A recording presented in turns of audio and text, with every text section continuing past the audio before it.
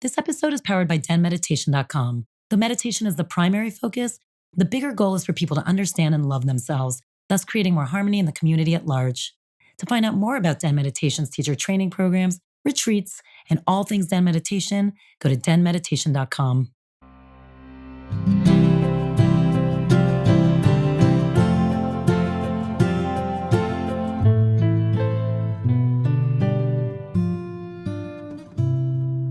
Welcome to DENtalks Podcast. This is Tal, your host and the founder of Den Meditation. You guys know I love these conversations, and I hope you get as much out of them as I do. Today is really interesting. It is a new twist. We've got a meditation teacher. She's also a breathwork facilitator, but she created her own modality called Cannabis meditation. And so we really discuss how bringing cannabis into her own practice has really shifted. It allowed her to actually acknowledge her nervous system. She had a huge practice. She really studied and practiced and did yoga for a long time before she actually combined these two sides of her. And it just really allowed her to open up and go deeper into her healing. You know, we talk a lot about the somatic practice, and I do that a lot in my practice. So anyone who studies with me knows that I don't let you get away with just kind of, breathing and meditating. You got to go into your own shit, right? We got to feel it in our body, because once we notice where it is in our body, we can start to actually allow it to dissipate, because everything is energy. We talk a lot about this. She goes a lot into what the nervous system is, how it holds on to these memories, how it holds on to these traumas, and how using cannabis has really helped alleviate kind of this block that doesn't always allow you, this disassociation that doesn't always allow you to just feel what you're feeling. And I know for some people, they might say, well, I don't want to feel that. That's scary. But it is freedom. And we get into that a lot, that the ability of this. And look, what I love about her story too, she was diagnosed with depression from age 14. So this has really shifted her relationship with depression, how her brain actually works. This is beautiful stuff. It's not only a great idea and something to try, and maybe a way that you can go deeper into your own practice, but it's also just another beautiful reason to get into any practice, because it is a reminder of how deep we can go into ourselves, how deep we can go once we start having awareness of who we are and how much we can let go, and then really step into the power of who we truly are. I hope you enjoy her. Did I even say her name? This is Collette Elosha. I don't even think I said that up top. That's how excited I was to just get into it. So we have Collette here. And again, another cool thing, we are actually doing a workshop with her. So go to denmeditation.com on 4/20. It is a new moon on a Thursday eve, and it is virtual. So anyone can do it anywhere. You can do cannabis or not. It's up to you. It's going to be a very deep practice regardless. But go sign up. Go to denmeditation.com and do it. So enjoy Collette as much as I did. I hope you have a shift, or it opens something up within you, because I actually think it will.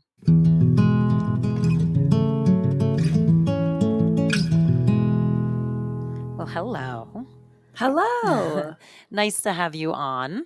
Thank you so much. I'm so happy to be here. Yeah, no, I'm excited. I'm excited to just hear your journey, because I love it. You obviously, teach breath work and you do meditation, but you're also very specific with cannabis meditation. So I want to get into that at some point.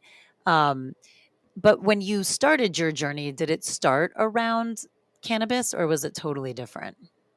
No, it started with meditation. Well, I mean, I guess technically it started with cannabis. I've been smoking weed since I was 17, right? Not always consciously, and certainly not always ethically or responsibly.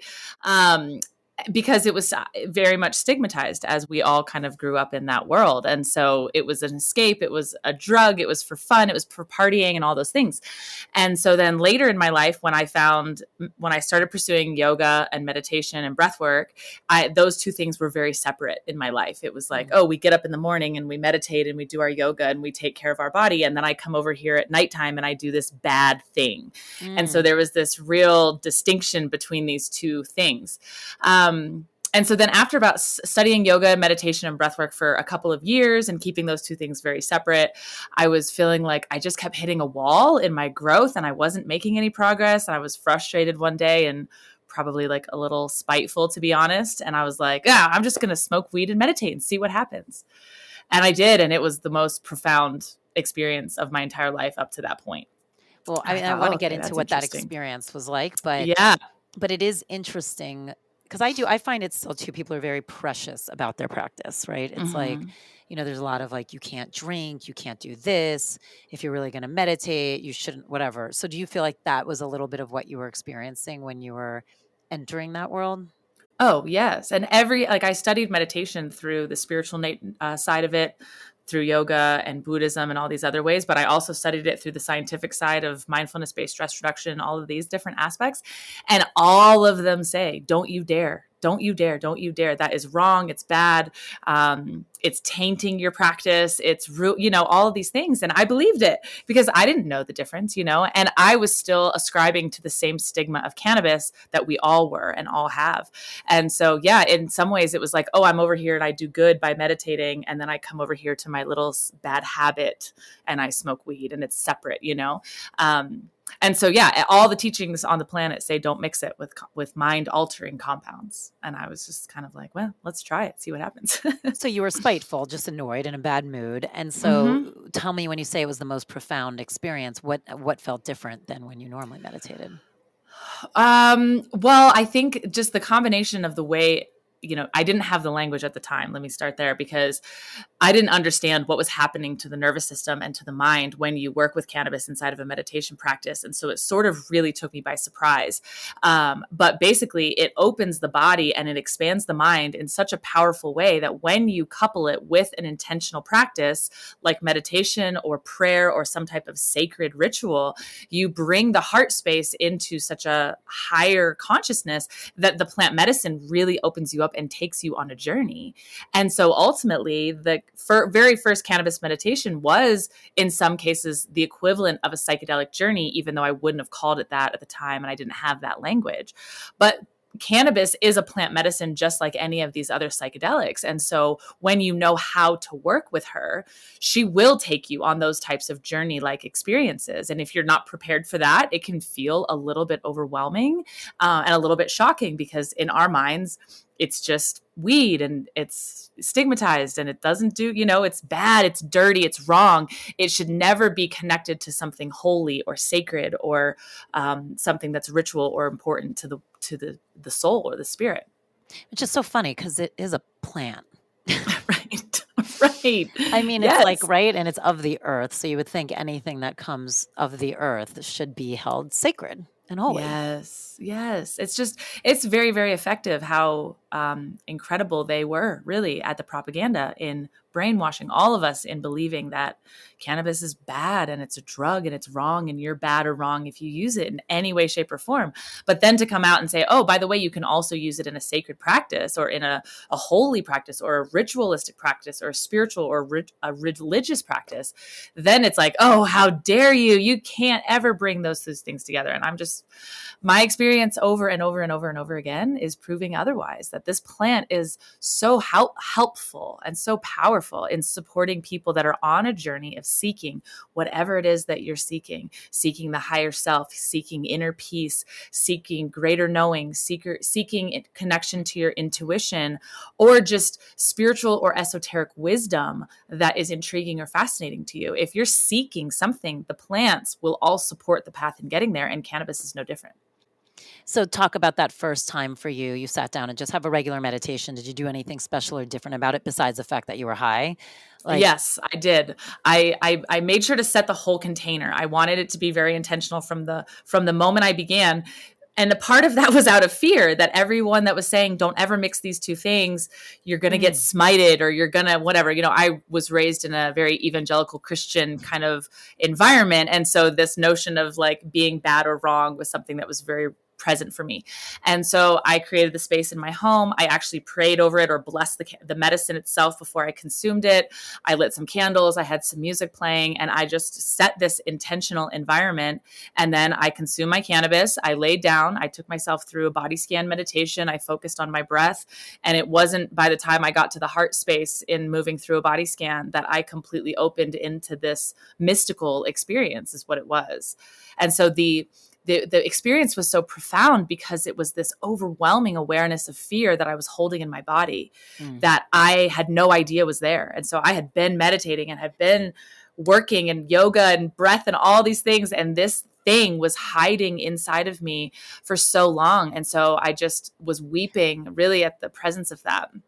I mean, one of my favorite things to do is, and it's like how I do my practice in the morning. And it's just, when you can find how you hold energy in your body, It's so fascinating because I tell any client I work with too, I'm like, look, you'll be surprised what you find sometimes. Like for me, sometimes in the morning, the first thing I might find anxiety, and I am not an anxious person. Like I Yes. don't wear it. It's like, it'd be one thing if someone's like, I'm anxious, so I find anxiety. It's like, Yes. I'm actually really not very anxious. When I find it, I'm always like, huh, this is interesting. Like, what is it Yes. about? And it's not usually Yes. something so overt or obvious.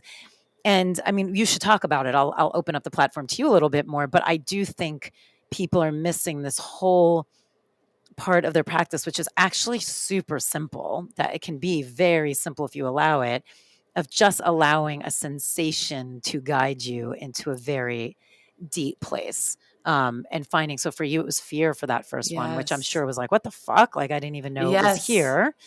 Right. Yes. And if you do it every day, it can be really small or it can be large. And sometimes what I find it fun. I'm sure other people are like, oh God, is then when it like unravels, like when you can breathe Yes. through enough that it unravels Yes. and then it like pops over somewhere else. And so then Yep. you keep going. And then sometimes the memories that might come through and you're like, what the fuck? I had no clue that this thing was connected to this, which now we're over here. What? And Yes. you realize this long thread of shit that has been Mhm. living in you that is connected this to that, to this to that. And you just breathe through the whole damn thing. Yes. And it feels quite like literally pulling out this long thread. And it's like, I imagine this hair that's wrapped around all these different spaces and it just kind of Oh, it's so tickles and gross. feels weird and gross, right? But yes, you're pulling that thread out. And so what that moment of fear revealed to me, was not only the fear that was present in my body, but how unaware of it I was. And this was fairly early on. This is several years ago. So I was still early on in my own self-awareness and my self-discovery journey. But what it revealed to me was how incredible the mind is at hiding itself from yourself. Yes. And how all of these other practices I had been devout in my yoga, in my daily meditation, in my reading and studying and self-reflection and journaling. I was checking all of the boxes in this like self-healing journey thing and was still completely blindsided by this fear body that was living in me, deeply in me. And so it just really revealed so much about the mind, which I also have a deep fascination with the mind because Me too. I was diagnosed with depression at the age of 14. And so I've worked with a heavy mind. I'll say that in polite nature, right? A heavy mind. I've worked with that my whole life. And so learning how to unravel depression and heal the self of my depression has been this lifelong journey that I've been devoted to. And so an aspect of that first awareness of fear, it was combination of the profoundly mystical that's available to us when we know how to access it in our body, but also the brilliance of the mind that even when you're engaging in some of these other practices consistently, that our mind still has the capacity to hide us from us. And that's really where, to me, the plant medicines come in and support this next level of healing that is inaccessible or difficult for people to access, even if they are very, very committed to these other modalities. That's interesting. I mean, it's also to your point, like, and we should talk about the depression a little bit. I don't think people realize the power of moving the energy out of the body because if you do Mhm. unravel, you pull that hair out that's like wrapped around everything to continue that Yes. analogy. It's what they don't realize is that hair is also connected to patterns and Yes. behavior. And Yes. so quickly, which you might spend so much money and years in therapy. And I always say I am pro therapy. I'm not anti therapy, but I do think there are Mhm. things you can do a lot more efficiently when you can tackle it. You can unravel it, takes it out, you unravel it. There's no longer an anchor for that behavior anymore. Yes. And Yes. so I'd be curious for you to talk about when you say having to unravel. First of all, what did a heavy mind feel like for you? Like, what did Mm. that mean for you? So I'd love for you to explain that. And then talk about a little bit how when you discovered this fear that I'm sure took you then on a deeper journey of other things, Mhm. cannabis probably helped you, meditations probably helped you open up. How did it then change your relationship with depression? Well, it's fascinating because when I was diagnosed with depression in the first 20 years of this diagnosis that I held and carried like a scarlet letter, Badge. Yeah. that it was my brain is broken. Your brain is Mm. broken. Oh, just like a diabetic, they need insulin. Their body just doesn't make the right things. That's like your brain, and your brain is just broken. And they did the best that they could. And so I recognized that, but also the programming that reinforces over 2 decades of me hearing, your brain is broken, your brain is broken, you're stuck like this, you're damaged, you're wrong, you're bad in some way. And so the unraveling of the depression over the last 5 years really has been this incredible and ongoing, it's not ending. I'm not done yet. Like you can't expect that you could unravel 20 years of that state of being in even just 5 years of time, even though I've been completely devoted to this work the whole time. It takes time for the brain to reorient itself. And so the fear brought online the nervous system, and it made me aware of how much panic I was holding in my body. And so what I formerly believed that I was depressed and had episodes of anxiety, and I would spend most of my time in a depressive cycle, and then I'd have bouts of anxiety, and that was kind of the cycle that I was in. That new awareness actually revealed to me that I was actually chronically anxious. And what would happen is that my nervous system would get to a point of just absolute exhaustion, and it would just pull the plug, and it would shut me all the way down, and I would just go into a depressive state. And so a heavy mind could be anything from, I can't get out of bed, I just want to sleep, I have no interest in things, all of like your classical symptoms, suicidal ideations. But it was also deeply connected to my fear of being alive, my fear of living, my fear of being myself. And so anytime that I was feeling better and I would try to step out of my comfort zone, the fear would overwhelm me and then would reinforce that I'm worthless, that I have nothing to offer the world, that I'm never going to get my shit together, that I'm always going to need my family's help. And it was just kind of that cycle of being and thinking, being and thinking, being and thinking. And so, I'm sorry, go ahead. No, I was going to say, you say the fear of being alive. Can you open that up a little bit? Yeah, I think the biggest awareness that has come through my healing and my journey that I've been on, working with plant medicines and working with sober modalities like meditation and yoga and all these other things, the awareness of I actually have a far greater fear of living, of fully living, than I do of dying in a way. And there's so many years I've spent in suicidal ideations or in dark, heavy states of being that it was just me afraid of stepping out into my truest self and to my most authentic expression of who I am and who I want to be in the world, and feeling really weighted down or heavy down, not trusting of my own self because my anxiety and the depression was so overwhelming that I didn't have enough faith in myself that I could do anything without one or the other of those two things sabotaging or shutting down my whole program, and then me failing at the finish line or whatever the fear was, right? And so I would just then recluse in and just be afraid of just even being alive. It was wild. Huh. And so when you started opening yourself up to this, I'm operating a different way, it's anxiety versus this. Talk about then how this shifts. And I get it, it's an ongoing process, but what did you start noticing? So once I became aware of the fear, I could not unsee it. And then it was looking at my life and being like, I literally spend every single waking moment terrified. And I'm a single woman. I was living in LA at the time. I was trying to figure out my path and my purpose and do all this healing work. And just, I felt like a complete mess, and I didn't know where I was in this so many senses. And then all of a sudden this fear came on, and it was so overwhelming. And so it would be walking down the street, it's parking my car, it's living in my apartment, it's every second of every day living in fear. And so that new awareness, not only was it excruciating, agonizing to be aware of how much fear I was holding, but then it was really learning how to ground and how to comfort and how to move energy. And so that importance of saying, okay, recognizing there's fear here. All right, I feel that. Where do I feel it in my body?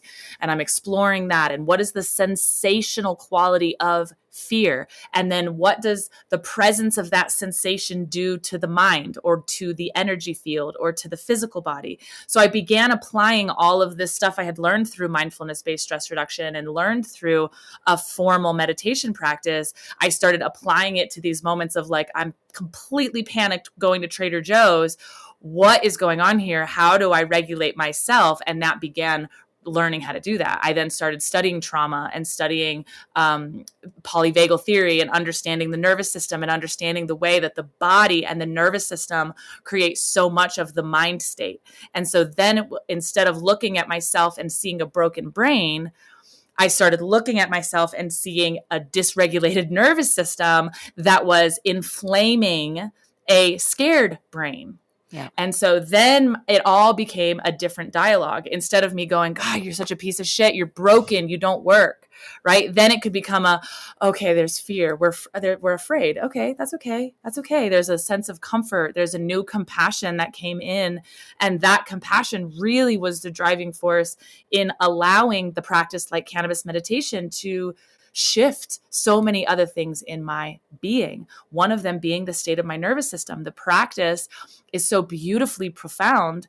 It has incredible spiritual potential. But the reason it's the most incredible is because of the way that it supports the reconditioning of the nervous system. And it can pull the body out of these chronic states, either fight or flight or completely disassociated and shut down. It can pull you into a state of co-regulation and awareness. That is where that wisdom really starts to flow into your whole being.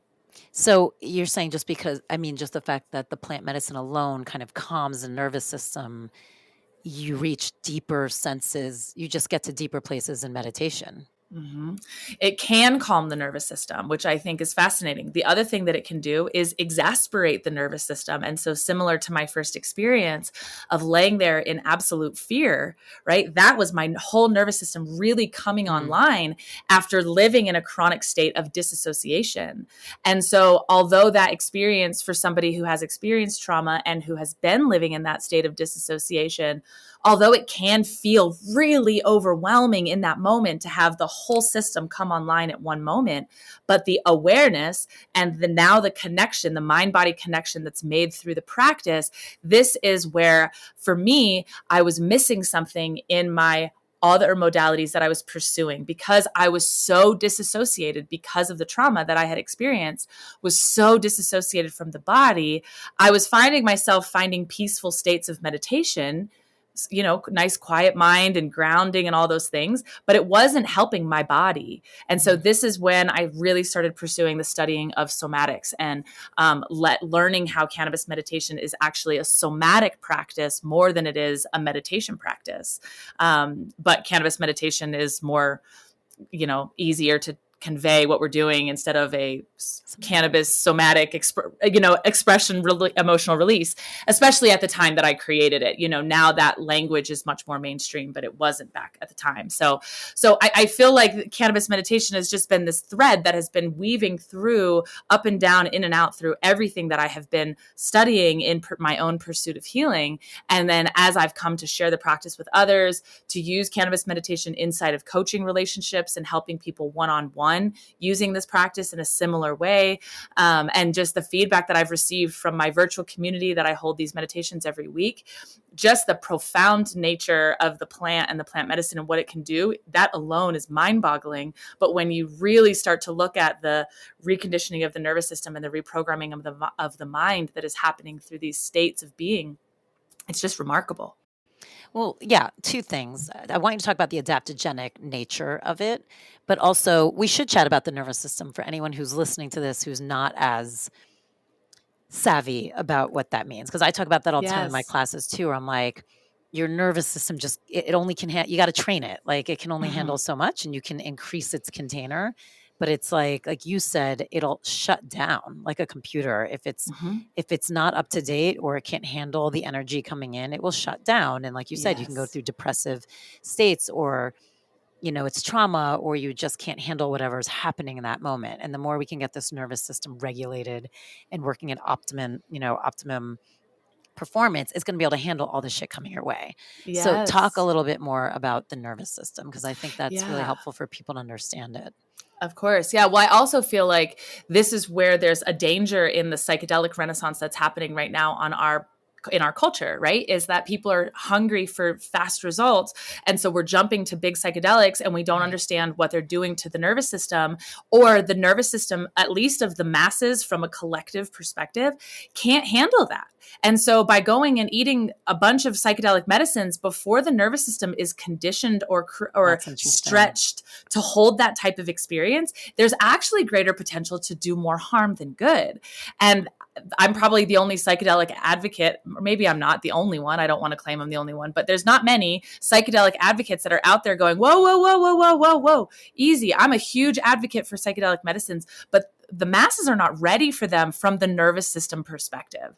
And so when you think about the nervous system, the analogy that I like to use is if you imagine that your brain is like a puddle of silly putty, and it just sits up there and we think it runs the show. But if you think of the nervous system like taking that same thing of silly putty and just stretching it in all directions and then wrapping it around your whole body like a mummy, basically, that's your nervous system. And so the nervous system that moves through the whole entire being is as intelligent and holds as much memory and wisdom as this clump of glue up here, or goo up here in your skull. And so this is where the somatic piece is so necessary. And even your remark about talk therapy, I'm a huge fan of talk therapy, but until we employ the body, we're only going to get so far. The brain is only going to take us so far. And so when one has experienced any type of trauma, whether it happens one time in your life or it happens repeatedly in your life, and trauma can be anything from what we think about trauma, catastrophic abuse or horrific things, but trauma can also just be absent parents or people that weren't helping you as a young, innocent child learn how to co-regulate emotions, and anything in between. And so ultimately, the human condition is plagued by trauma. Every single one of us has our own form of it in one way, shape, or the other. And so the way that our experience with trauma, it creates a chronic state in our nervous system. And we formerly used to think it was fight or flight or rest and digest. And that's the only two places that your body can be. But that's just not true. And so as the polyvagal theory has come out, which suggests that there's a third path of the nervous system that is required for social engagement, for emotional co-regulation, for building safe and honest intimacy with other people, for connecting in community and to tribe. All of those things cannot happen if the nervous system is in a stress or trauma response. And most of us are so disconnected or disassociated from our nervous systems that we don't even know it's there. Just like I didn't know that fear was in my body until I knew, and then I couldn't not see it. So when we're working with the trauma body, essentially, which is the sheath of the body that holds memory of our trauma and our trauma states and what happened to us after. And it's not even necessarily what happened to us that causes the nervous system dysfunction or dysregulation. It's what happened immediately following. Did we have a safe space to be comforted? Did we have someone to help us make sense of the experience? Because humans are resilient and we can survive crazy, crazy things. You see people that survive an avalanche and they chew off their own arm. They can survive crazy things. It's not necessarily about what happened. It's about what didn't happen for you afterwards, especially for someone who experiences traumatic states or traumatic things in early childhood. And so if we're left to fend for ourselves, then what happens over time is our nervous system fends for ourselves. And it's just a protection mechanism. But the problem is that it hardens the fascia system. It hardens the body. It creates stagnant pockets of energy that can lead to dysfunction and dis-ease in the body. And that's all because the nervous system is completely locked.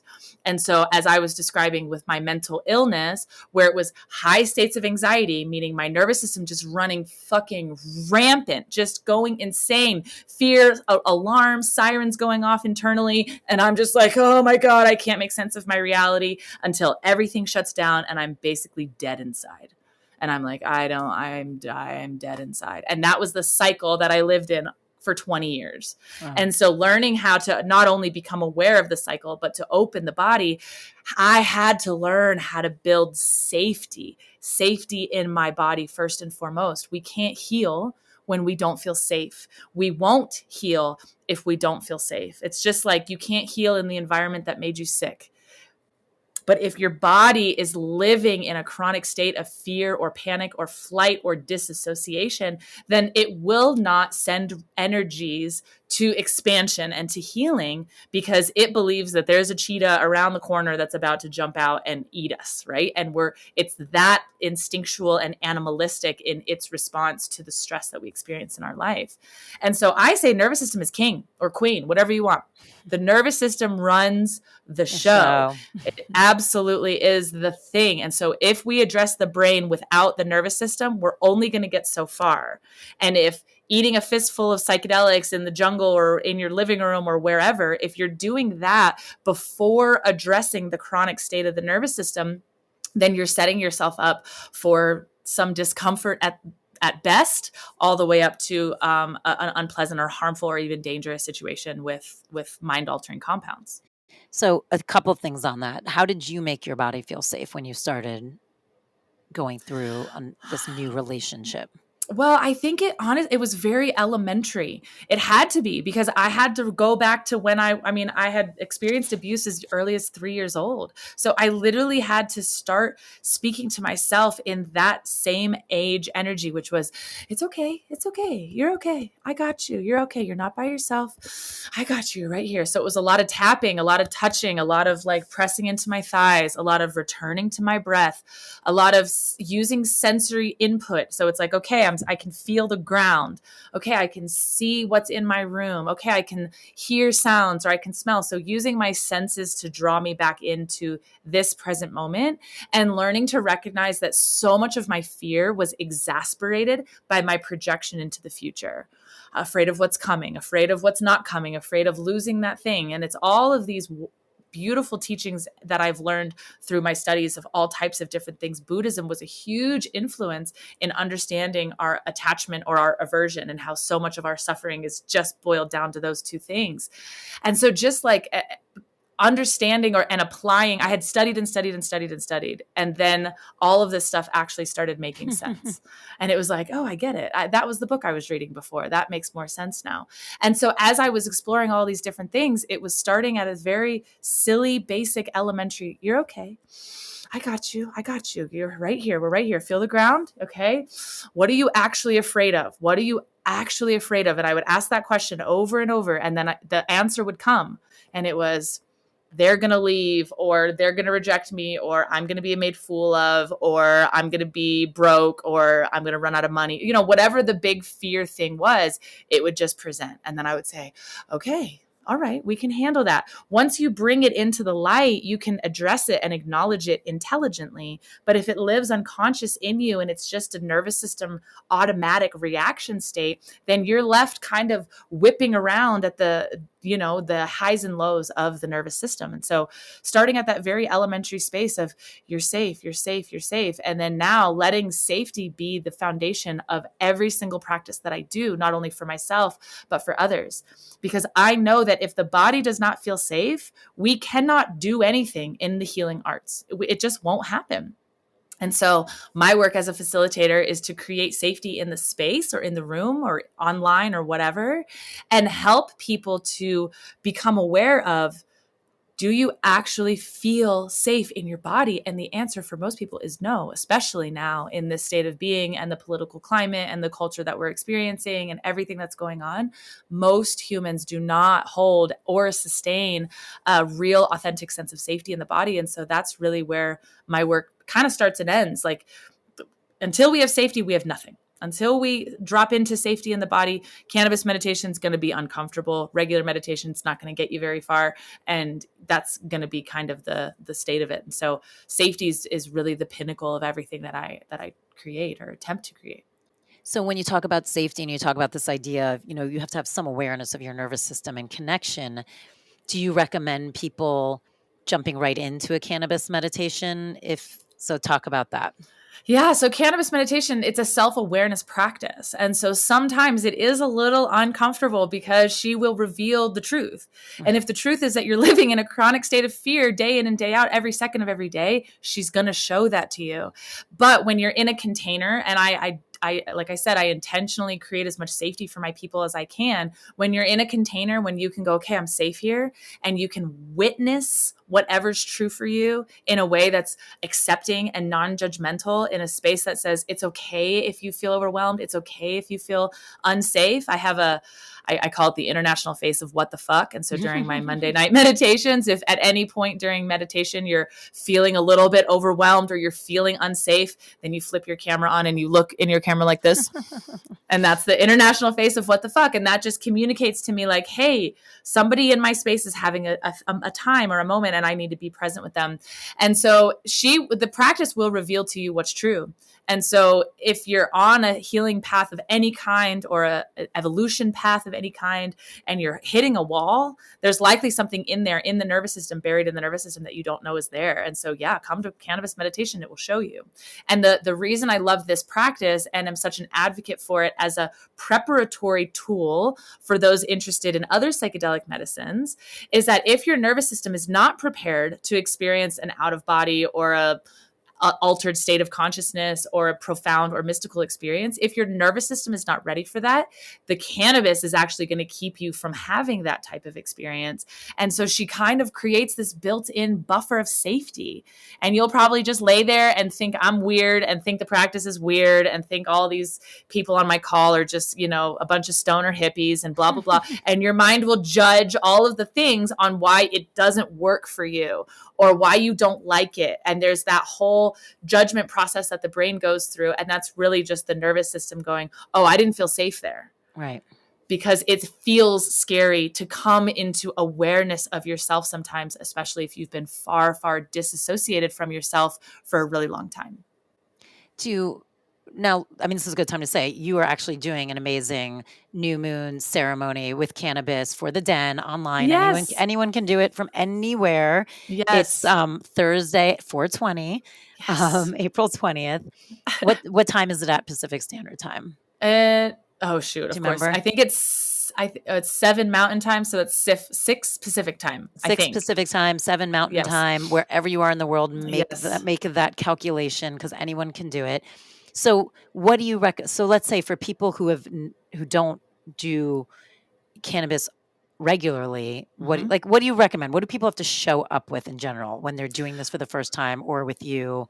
So generally speaking, you don't have to use cannabis. I just always like to throw that out there, that if people are curious or interested, but a little bit apprehensive or unsure, just come to the practice and experience the community, experience my style of guiding, and have the experience without cannabis medicine. So if you're on the fence or unsure, or you don't know, then do that. Come there. And so for this particular workshop, we're going to talk about cannabis meditation, what to expect, what might happen to your body. I will talk a little bit about the nervous system and how it can be impacted through this practice.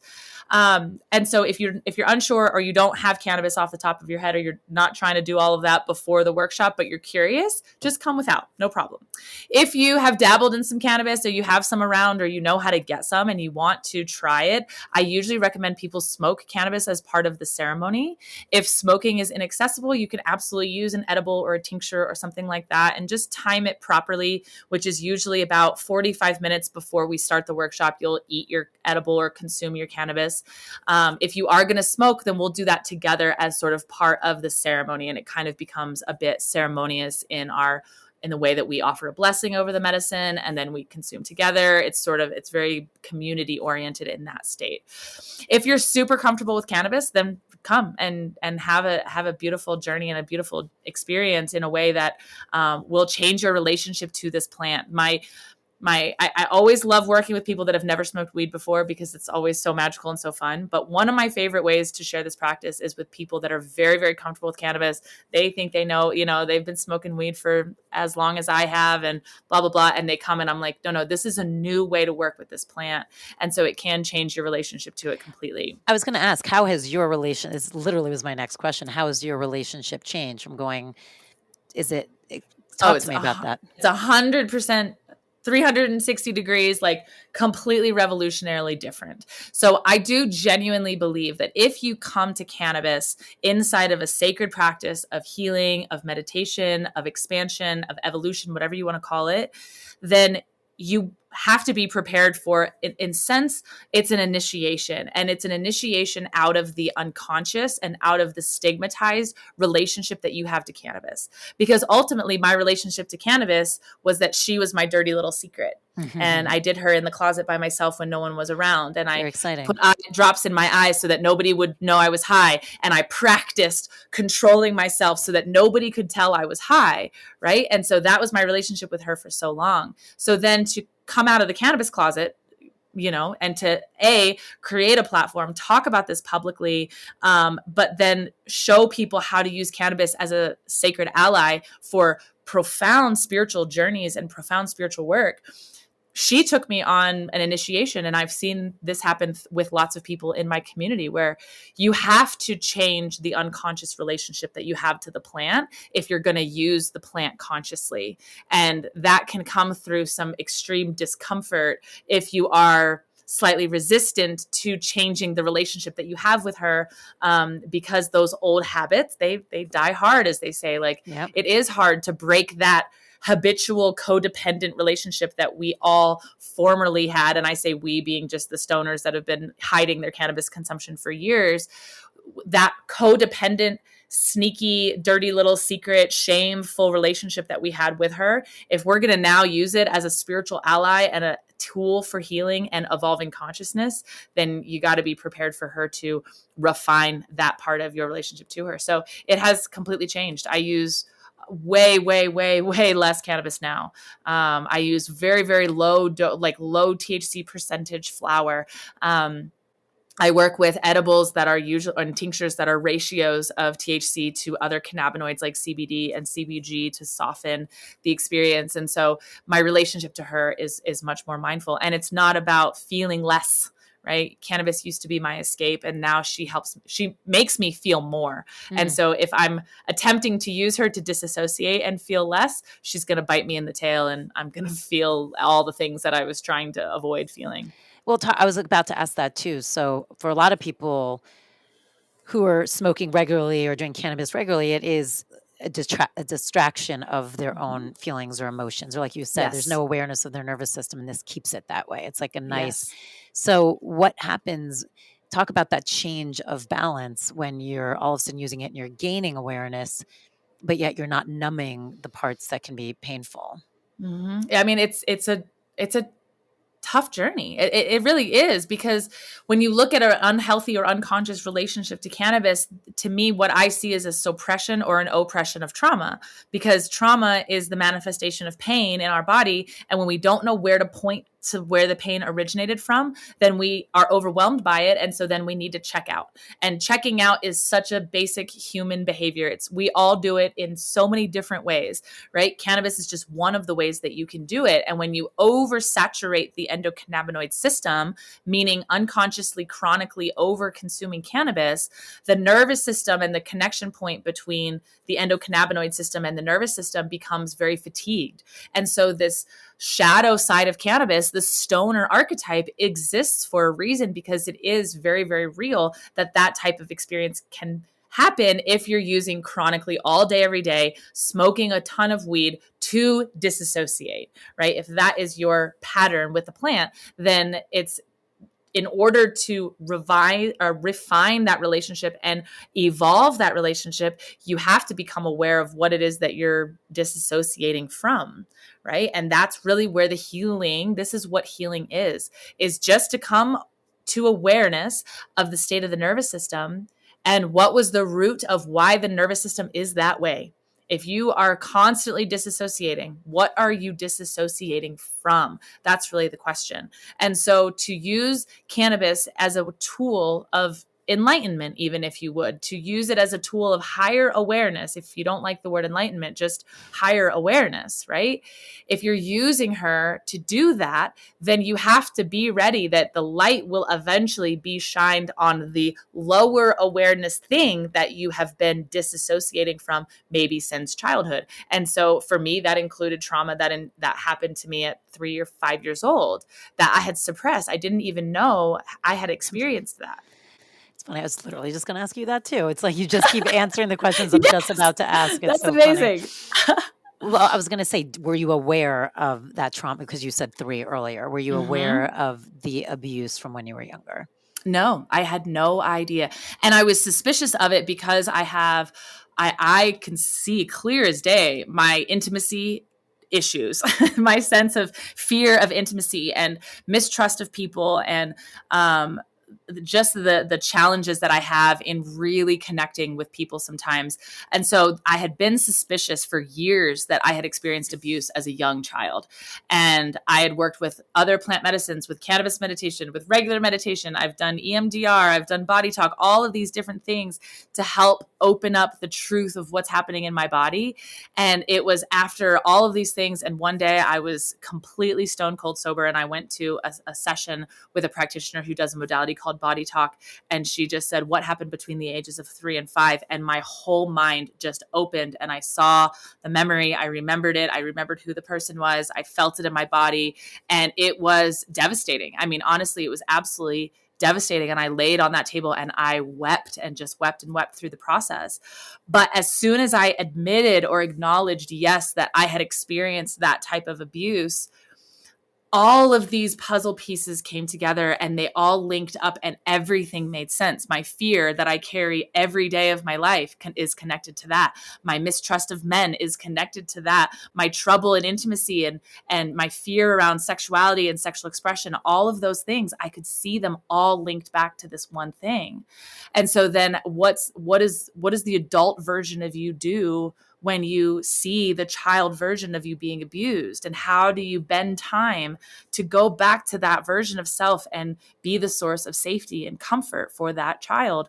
And that's what reparenting work really is about. And so when that awareness came online, it answered so many questions about why I was the way that I was, including why my brain was broken. It's not that my brain was broken. It's that I have been living terrified since I was 3 years old, when someone that I trusted broke and violated something in me that I didn't even understand what that meant at the time and couldn't even remember it until I was 36. How was your relationship with that person from the rest of your life? Not from now, not when before you had awareness. They were a friend of a family member. And so there was a period of time when I was being babysat by them. And then after that period of time he left my life, and there's been zero contact ever since.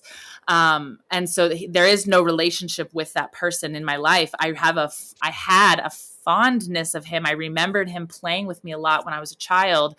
And so I remember that fondness that I had of him. And so there's been this very interesting, weird reconciling of that. Plus, I also struggle just as to admit what happened to me means that I am indicting this other person, or I'm saying that they did that. And there's a part of me that was fearful of that because I don't have memory of the incident, if that makes sense. I don't have a conscious memory of it happening. But when I admitted that it happened, all of these other puzzle pieces fell into place and everything made sense in my body. And so trusting my body means that I have to say that this person did this. And that's probably been the most challenging part, is being an adult who's then looking at this person who I have no connection to whatsoever and being like, wow, you fucked up my whole life in a way. And that's a heavy thing to place on another person. And have you verbalized that out loud, like meaning to your family or to him, or? Not to him. I would never seek contact. I don't need to. That's unnecessary. I have, like, when I admitted it to my mother and I told her my experience and we talked about it and she cried and I cried and it was like a whole thing. I think just saying it out loud and letting somebody else validate the experience for me, even though she was heartbroken because she felt all of her own feelings about leaving me with, someone who would have caused harm. But I feel like just having a safe space to say, hey, this happened to me. And not only did this happen to me, but now I believe that this was actually the root of so many other of my problems, my issues, is that it stemmed from this thing. It was this violation, this betrayal that made me feel so unsafe in the world. And then in my little 3-year-old mind, I go, well, why didn't my mom keep me safe? Well, why didn't my dad protect me? Why am I out here all by myself? And so creating that shaped my nervous system, shaped my fear of people and my mistrust of people, which then perpetuated more trauma throughout my lifetime. So then when I'm in my early 20s and I am drinking and partying a lot and disconnecting and disassociating because I have no idea, using cannabis and alcohol to be on another planet, and then putting myself in other situations that were equally as unsafe, because that unsafety is what my nervous system knew. And so then also coming to terms with the ways that I had perpetuated my own repeating and recurring trauma through my life. This has been the unwinding of the depression. It's still actively happening. I'm still working through understanding why I am how I am, recognizing the mind as a computer, as a program, right? Recognizing the nervous system as an intelligent but chronic state of being, and working with these two parts of my being to find peace and to live in safety and to feel truly not fearful. And that's been probably my greatest spiritual practice, is really learning how to trust. What did fear look like for you when you were a kid? Because it sounds like when you were saying you weren't aware that it was fear. So it's not like you walked around being like, I'm fearful of this. So how did it come out for you?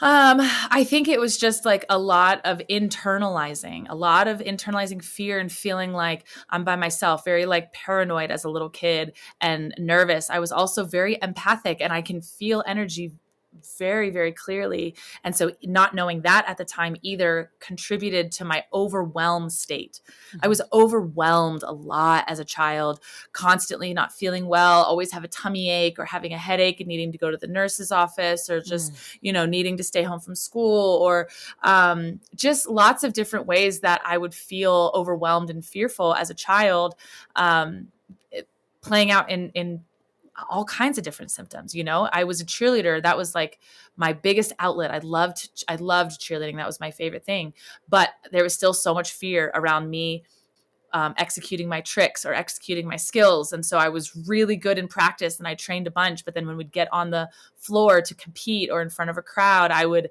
mess up, or I would do something wrong, or just this, going back to this fear of being alive, this fear of being successful. I see it rolling through my whole entire life from the age, even when I was 14. Yes, the hair.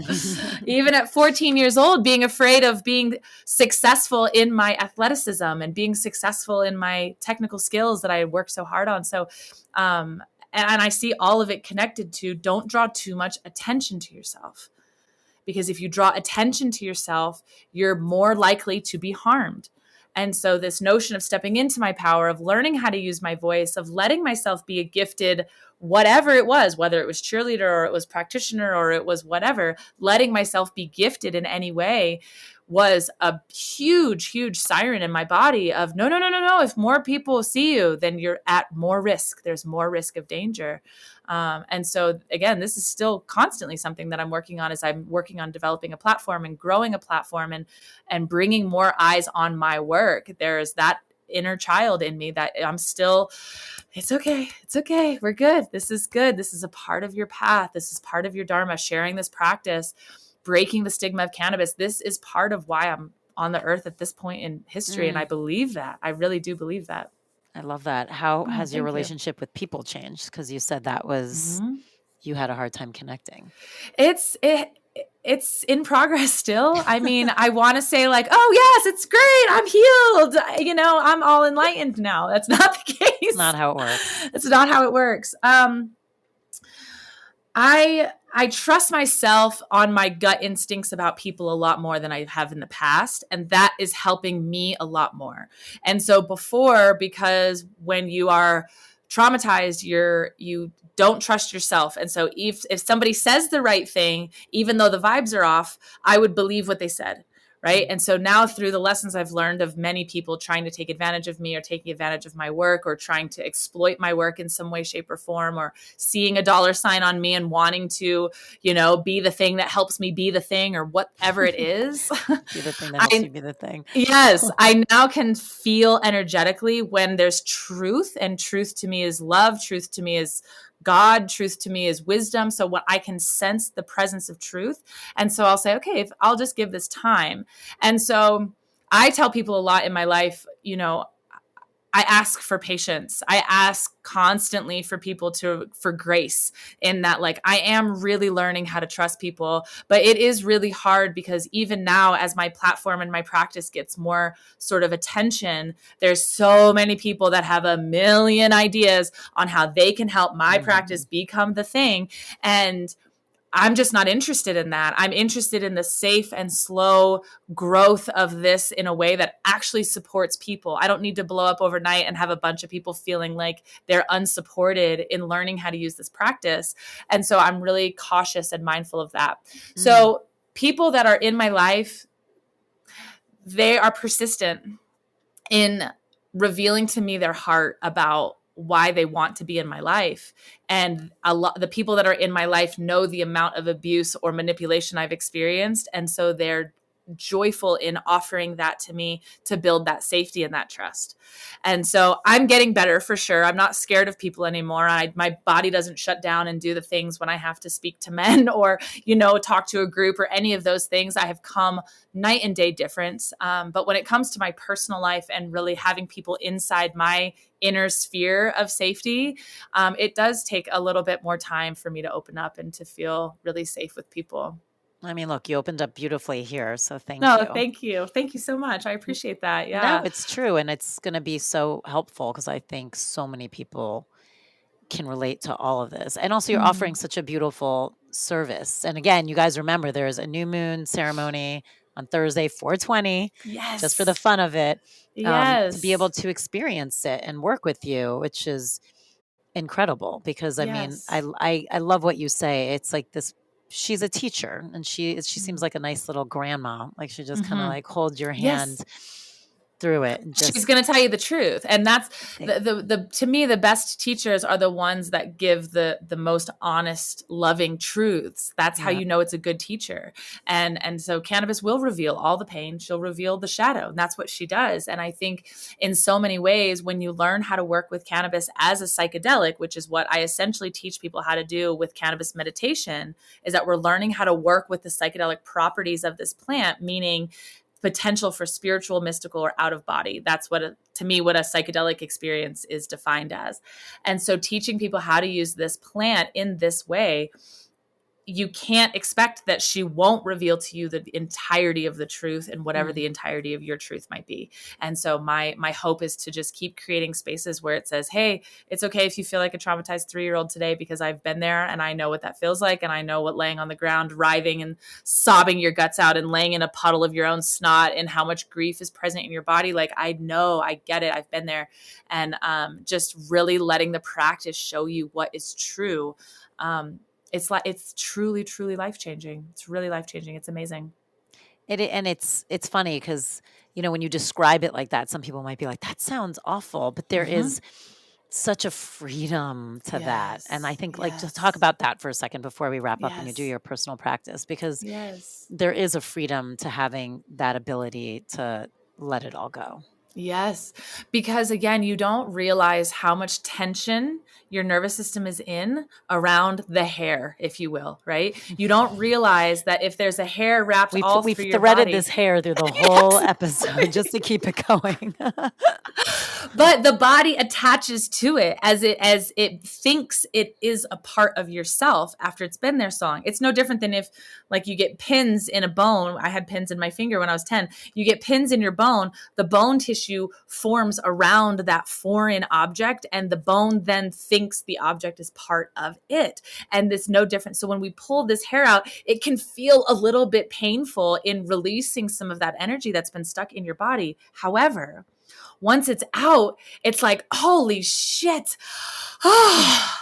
I didn't even realize it was in there, right? Like the amount of energy that you're siphoning away, that you're losing just by holding on to this thing, you don't realize how much of your life force energy you're giving away. And so it's like the other analogy that I'll use is like when you clean your bathroom and you didn't realize that your bathroom was dirty until you cleaned it and you're like, oh, damn, shit, my bathroom was so dirty. Right? It's like you don't realize it until the after, and on the after, the freedom that comes, the liberation that comes, the clarity of mind that comes, but then also the higher connection to your intuition, spiritual gifting that comes in, the empathy and the ability to sense and perceive energies, all of these other sixths and beyond senses that humans have and are capable of, they start to come online as you release more and more of that old stagnant trauma energy out of the body. And ultimately that's where I get super fired up. It's like, yeah, let's clear the field so that we can step into this expansion, so that we can step into these beautiful, remarkable, mystical experiences to contemplate what is God, what is the universe, what is source, what is the mysteries, and what are all these things that so many people have been telling us that are wrong for thousands of years. Right. It's fascinating.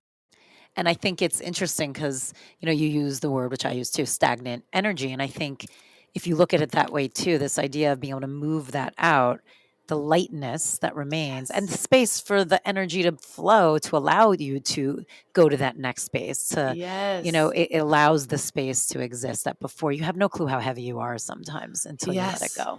And that, to me, cannabis meditation is like a lazy girl somatic practice because it's moving so much energy, and all you have to do is just completely relax the body. And so some of these other somatic practices require different engagement, and they serve tremendous purposes. And for cannabis meditation, it is a somatic practice. And even though you're just laying there, but you're surrendering to letting the energy do whatever the energy is doing on your behalf, and trusting that this plant medicine and the practice, coupled with your intention for your own healing and evolution, is healing your body from the inside out. And that combination is where the magic really lives. Oh my God. Well, thank you. Thank you for being here. I can't wait for your personal practice because I think it's going to be phenomenal for everyone. And I cannot wait for your workshop. So everyone remember 4/20 Thursday, 6 p.m. West Coast time. So whatever that means, you can do this from anywhere. It's a virtual practice. And it's going to be incredible, and it will be illuminating. It will be illuminating. You will know yourself differently. I can promise you that for sure. It's a beautiful space to be in. And thank you for being so vulnerable and sharing with us. Yes, I really appreciate it. Thank you for the safe space. I really appreciate it. And I think that talking about these hard things, this is the only way that we heal as a collective, as a community of people. So I appreciate the platform and the space that you hold, and just your heart and intention behind bringing all this stuff through Den to the masses. So it's just a privilege to be here. Well, look, you healing yourself is healing others. So I appreciate that. No, I do. Yes, I appreciate that. Thank you so much. Thank you. It's been my most sacred life's undertaking for sure, has been to heal myself. And we're not there yet, but we're making good progress. Yes, you are. Yes. So now Collette's going to lead us in a personal practice, which is a conscious breathing exercise. Okay, so if you would like to have some cannabis to have a little introduction and taste into what meditating with cannabis might feel like, you can go ahead and do that. Just having a couple of breaths, 1 or 2 puffs of cannabis really is all that you need for a mindfulness practice. But feel free to have as much as you'd like if you're comfortable with cannabis. So for the rest of us, we're just going to come to a seated position. We're going to think about growing the top of our head up towards the ceiling as we root our sacrum down towards the earth. If you want to grab some of the flesh away from the sit bones so that you make a really clear point of grounding between the bottom of your body and the earth or this whatever you're sitting on. Just making that contact, rolling the shoulders down away from the ears, lengthening up through the crown, the top of the head, and think about the spine growing long. So as you close down the eyes, and just feel the length from the top of the head down to the sacrum and back again. Just feel this elongation of the spine as each of your vertebrae separate from the one below and beneath it, even by just a micro millimeter. With the eyes closed and your attention inward, just begin to breathe deeply. So as you inhale and draw air in through the nose, imagine smelling a beautiful bouquet of flowers. Filling the lungs and chest and belly with as much air as you can fit, and then gently and softly relaxing as you allow the air to fall out of the nose again. Emptying yourself completely before drawing in your next breath. Inhaling again through the nose, fill the belly, the chest, the upper back. And just relaxing the rib cage, the collarbones, the core muscles, the abdomen, the pelvis, the low belly as you exhale and surrender. Breathing in again, filling the belly first. Feeling the belly expand, the lungs expand in all directions. And exhale as you let it go. I'm going to begin in these next few breaths by making some soft sounds as we exhale. So as you inhale through the nose, smelling your bouquet of flowers, filling your belly and chest and upper back with as much air as you can, and then just gently parting the lips and softly moaning as you exhale.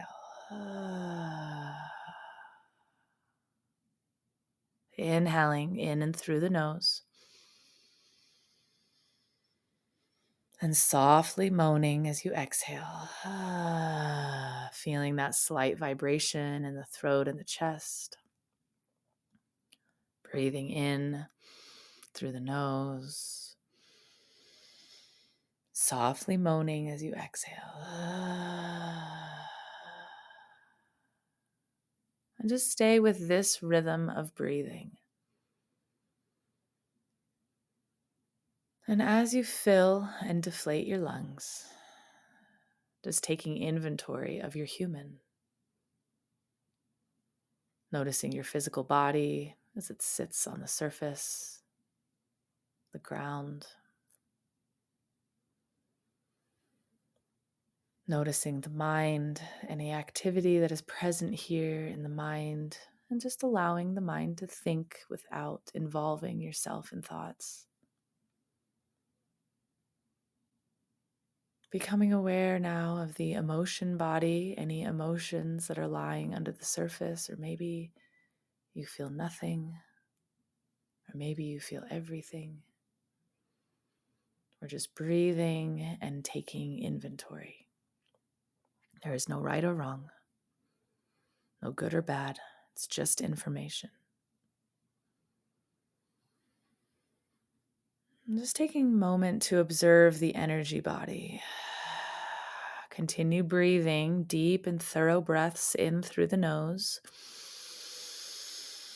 And gentle, soft exhales either through the nose or through a moan as you part the lips.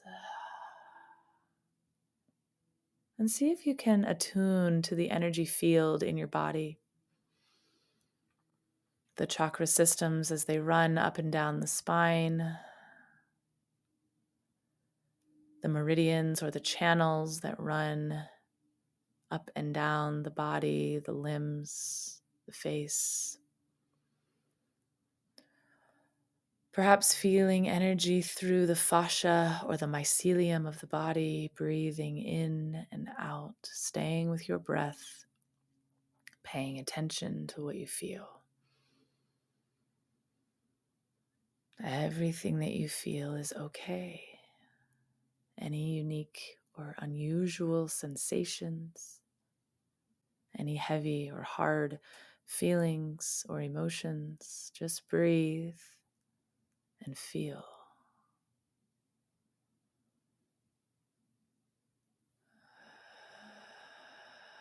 Breathe and feel. If you've had some cannabis, just noticing what you feel in your body. Noticing how the cannabis medicine dances and interacts with your field.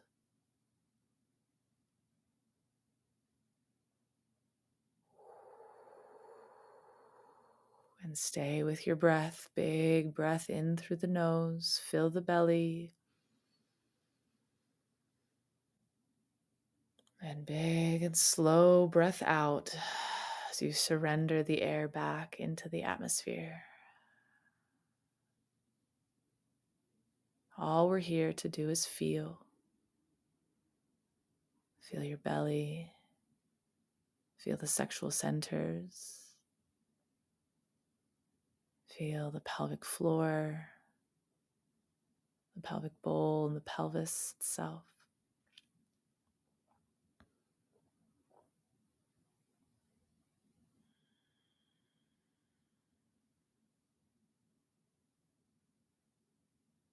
Feel the body, the weight of the legs.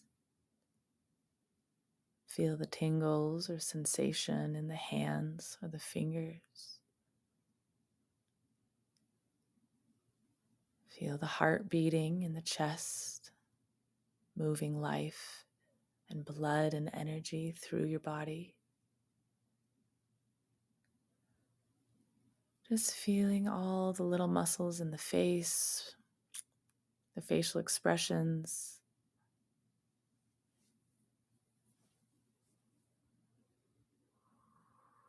Feel the energy in the third eye between the eyebrows, a buzzing in the forehead.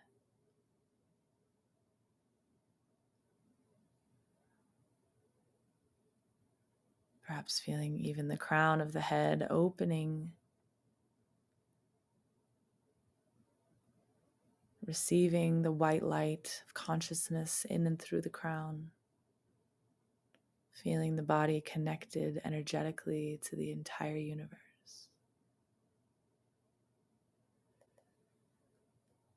You are one with the fabric of life. Breathing in and breathing out.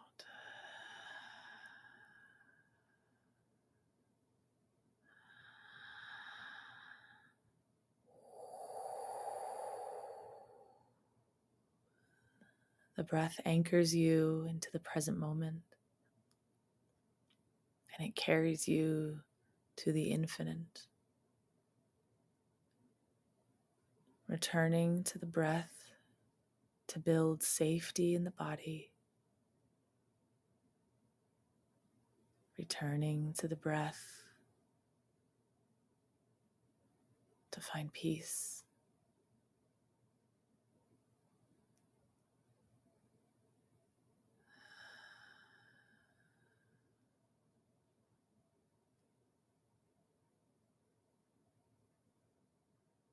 Drawing one more deep breath in. Using the breath to bring some life energy back into the body. Maybe rolling the head a little bit from side to side. Wiggling the fingers or the toes. Placing one hand on the chest. And with the eyes closed, just comforting the self. I'm here for you. I've got you.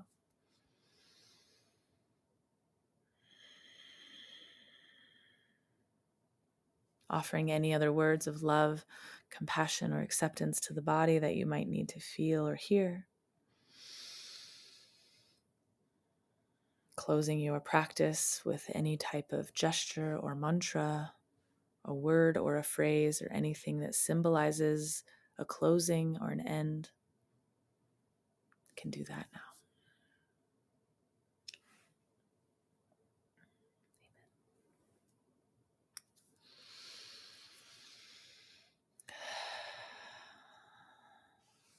Taking as long as you need to return to the body. It is my honor and privilege to guide you. Thank you so much.